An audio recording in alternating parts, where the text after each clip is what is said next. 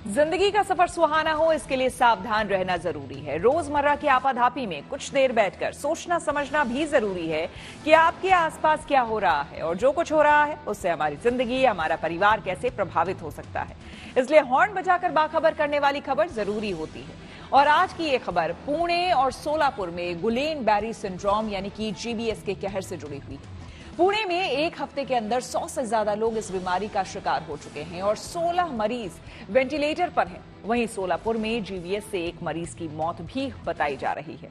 हालांकि ये बीमारी रेयर होती है और हर साल 1 लाख में से 1 या 2 लोग ही इससे प्रभावित होते हैं। इस बीमारी का इलाज अगर समय पर किया जाए तो पूरी तरह से ठीक हो सकते हैं, लेकिन इलाज में देर होने पर यह जानलेवा भी साबित हो सकती है। ऐसे में जरूरी है कि जीबीएस जैसी घातक और जानलेवा बीमारी से खुद भी सतर्क हो जाएं और दूसरों को भी सावधान करने के लिए हॉर्न बजाएं।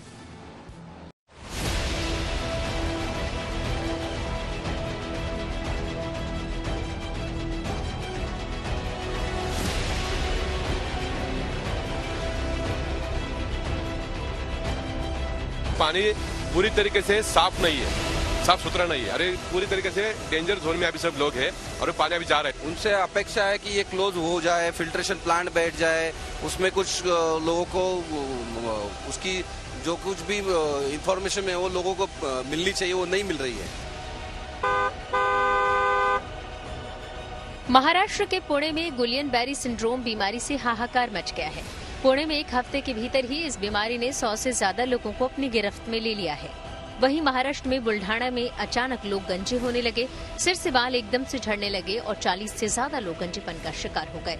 जबकि जम्मू के राजौरी में रहस्यमय बीमारी से 17 लोगों की मौत हो गई। 7 दिसंबर से बीमारी और मौत का यह खतरनाक सिलसिला शुरू हुआ है। पुणे के अस्पताल में इलाज कराते ये लोग गुलेन बैरी सिंड्रोम के शिकार हैं। गुलेन बैरी सिंड्रोम यानी जीबीएस से पुणे में दहशत का माहौल है। ये बीमारी एक हफ्ते के भीतर 100 से ज्यादा लोगों को अपनी गिरफ्त में ले चुकी है और 16 मरीज हालत गंभीर होने की वजह से वेंटिलेटर पर हैं। पुणे में जीबी सिंड्रोम के 101 अभी पेशेंट्स पाए गए हैं। पिछले 24 घंटे में 28 नए पेशेंट्स दाखिल हुए हैं और ऐसा सस्पेक्ट है कि एक की मौत जो सोलापुर गया था वहां उसकी मौत हुई है। इसी सिंड्रोम की वजह से यह भी आशंका जताई जा रही है। पुणे के अलग अलग शहर के नजदीक जो गांव हैं उन्हें पालिका नगर निगम ने तो साथ में ले लिया, लेकिन वाटर प्यूरिफायर और पानी साफ करने की जो सुविधा है वो उन्हें अभी तक मिली नहीं है।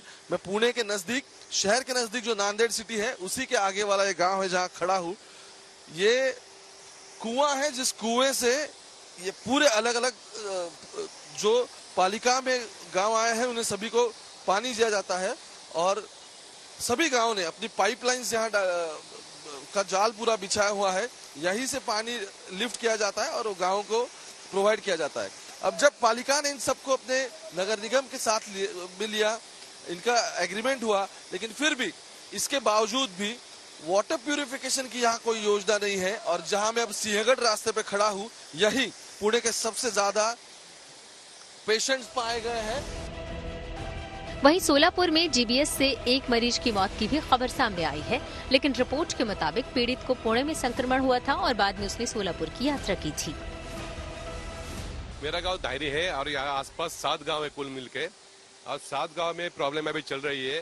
कुछ दिन पहले, 2 साल पहले, यहाँ पे पूरे पुणे म्युनिसिपल कॉर्पोरेशन में 32 गांव शामिल हुए थे। उनमें से 7 गांव है जिनका सप्लाई ये पुराने वाला जो कुआं है वहां से हो रहा है और यहाँ पे पानी डायरेक्टली डैम से आ रहा है। इसमें कोई प्रक्रिया नहीं हो रही है, उसमें कोई भी फिल्ट्रेशन प्लांट नहीं लगा हुआ है और ऐसा ही पानी सीधा हमारे गांव में आता है। ऐसे में ये जानना जरूरी है कि आखिर गुलेन बैरी सिंड्रोम क्या है और ये कितना खतरनाक है, इसके लक्षण क्या हैं और इससे बचने के तरीके क्या हैं। जीबीएस एक ऑटो इम्यून न्यूरोलॉजिकल डिसऑर्डर है। इस बीमारी में इम्यून सिस्टम अपनी ही नर्व्स पर अटैक करता है। इसके कारण लोगों को उठने, बैठने और चलने तक में समस्या होती है। यहाँ तक कि लोगों का सांस लेना भी मुश्किल हो जाता है और लकवा की समस्या भी इसी बीमारी का लक्षण है। इनके खड़कवासला से भी सैंपल लिए गए थे 2-3 कुएं से। एक कुआं में पालिका में जब बात हुई हमारी, तब एक कुएं में ई कॉली जो इसमें एलिमेंट है वो सबसे ज्यादा मिला। वहाँ क्या परिस्थितियां हैं खड़कवासला में? खड़कवासला में क्या होता है, डायरेक्ट पंपिंग से पानी जा रहा है, टाकी में पानी खाली 20% टाकी से पानी जाता है इसलिए वहाँ भी डायरेक्ट डैम से पानी जाने की वजह से वहाँ भी पेशेंट की बीमार संख्या ज़्यादा है उधर भी। तो अभी नए कितने मिले आपके यहाँ पेशेंट? अभी 3 दिन में ही 9 पेशेंट मिल गए। 9 पेशेंट मिले खड़गवासला में, और वो प्राइवेट हॉस्पिटल में। दरअसल हमारा नर्वस सिस्टम 2 हिस्सों में होता है। पहला हिस्सा सेंट्रल नर्वस सिस्टम कहलाता है, जिसमें रीढ़ की हड्डी और ब्रेन वाला पार्ट होता है, जबकि दूसरे हिस्से में पेरिफेरल नर्वस सिस्टम आता है, जिसमें पूरे शरीर की दूसरी सभी नर्व्स होती हैं। गुलेन-बेरी सिंड्रोम में इम्यून सिस्टम नर्वस सिस्टम के दूसरे हिस्से यानी पेरिफेरल नर्वस सिस्टम पर ही हमला करता है। इस बीमारी का अंदाजा इसी बात से लगाया जा सकता है कि इससे प्रभावित लोगों में से करीब 7.5% लोगों की मौत हो जाती है। गुलेन-बेरी सिंड्रोम एक रेयर बीमारी है, क्योंकि हर साल 1 लाख लोगों में से 1 या 2 लोगों में से ये बीमारी देखने को मिलती है। आपका गांव? नांदेड़। यहीं से हो आप? चलो आप बताओ, ये कितने साल से ऐसा हो रहा है कि आप कुएं में पाइप डाल के पानी उठा रहे हो पीने के लिए? जैसे ग्राम पंचायत था वैसे ही चालू है। अब कॉर्पोरेशन में आए तो हमें लग रहा था कि कुछ फिल्ट्रेशन प्लांट वगैरह बैठेगा, कुछ सुविधा मिल जाएगी। 3 साल से कॉर्पोरेशन में गए लेकिन कुछ सुविधा है नहीं। अभी भी प्राइमरी जो रिक्वायरमेंट है लोगों की, पानी, रास्ता, लाइट, उसमें ही झगड़ रहे हैं हम। तो आप नगर निगम के अंडर तो आ गए, पीएमसी के अंडर, तो जब आपने लेटर दिया था कि ऐसा सब कुछ हो रहा है, फिर जैसे आउटब्रेक बढ़ा, मतलब ज्यादा यहाँ पे मरीज मिलने लगे, उसके बाद आपकी कुछ बात हुई पालिका में? पालिका में बात हो रही है, वो अधिकारी आते, विजिट करके जाते, लेकिन उसके ऊपर तो कोई ठोस कुछ हो नहीं रहा है। पुणे में फैली इस बीमारी की रोकथाम के इंतजाम अभी भी नाकाफी हैं और बद इंतजामी के आलम को इस तस्वीर से समझा जा सकता है। शहर के नजदीक वाले गांव पालिका नगर निगम में आ गए। पुरानी जो टंकियां थी, वो पानी की टंकियों के जगह अब बड़ी बड़ी बिल्डिंग खड़ी हो गई, लेकिन कुएं वैसे ही है। और यहाँ ना ही पालिका की तरफ से कोई फिल्ट्रेशन प्लांट बिठाया गया है, ना ही किसी अलग तरह की कुछ व्यवस्थाएं की गई है जिससे यहाँ के नागरिक स्वच्छ पानी पी सके। अब सवाल यह बनता है कि सिंहगढ़ रोड है, खड़गवासला है, और जहां मैं खड़ा हूं धायरी, वहां मरीज बढ़ते जा रहे हैं। सरकार की तरफ से अभी तक कोई मदद नहीं पहुंची है। यहाँ के लोग जितने भर्ती है, सबसे ज्यादा प्राइवेट अस्पताल में है। ना ही कोई खर्चा उठा पा रहा है, ना ही कोई रिस्पॉन्सिबिलिटी ले रहा है। ये बीमारी अमेरिका के राष्ट्रपति रहे फ्रैंकलिन डी रूजवेल्ट की भी मौत का कारण बनी थी। दरअसल रूजवेल्ट को इस बीमारी के चलते लकवा हुआ था, जिसकी वजह से उनके कमर के नीचे के हिस्से ने काम करना बंद कर दिया था। हालांकि उस समय कहा गया कि रूजवेल्ट की मौत पोलियो से हुई है, लेकिन बाद में रिसर्च से सामने आया कि उनकी मौत का कारण गुलेन-बेरी सिंड्रोम ही था।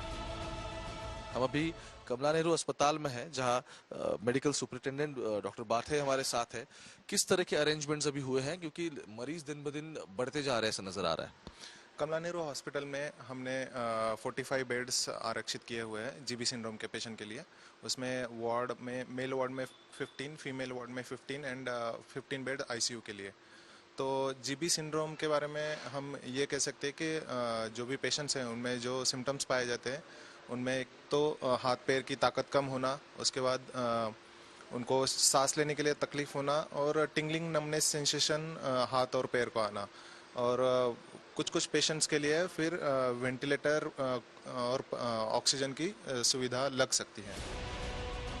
जीबीएस नाम फ्रांसीसी न्यूरोलॉजिस्ट जॉर्जेस गुलेन और जीन अलेक्जेंडर बेरी के नाम पर रखा गया है, जिन्होंने फ्रांसीसी डॉक्टर आंद्रे स्ट्रोहल के साथ मिलकर 1916 में इस बीमारी के बारे में काफी रिसर्च किया। रिपोर्ट के अनुसार साल 2023 में पेरू में गुलेन-बेरी सिंड्रोम ने कहर बरपाया था। इससे निपटने के लिए वहां की सरकार को 90 दिनों के लिए हेल्थ इमरजेंसी लगानी पड़ी थी। ऐसे में सवाल है कि जीबीएस सिंड्रोम बीमारी के लक्षण क्या हैं? हाथों, पैरों, टखनों या कलाई में झुनझुनी, पैरों में कमजोरी, चलने में कमजोरी, सीढ़ियां चढ़ने में दिक्कत, बोलने, चबाने या खाना निगलने में दिक्कत, आंखों की डबल विजन या आंखों को हिलाने में दिक्कत, तेज दर्द, खासतौर पर मांसपेशियों में तेज दर्द, पेशाब और मलत्याग में समस्या और सांस लेने में कठिनाई इसके प्रमुख लक्षण हैं।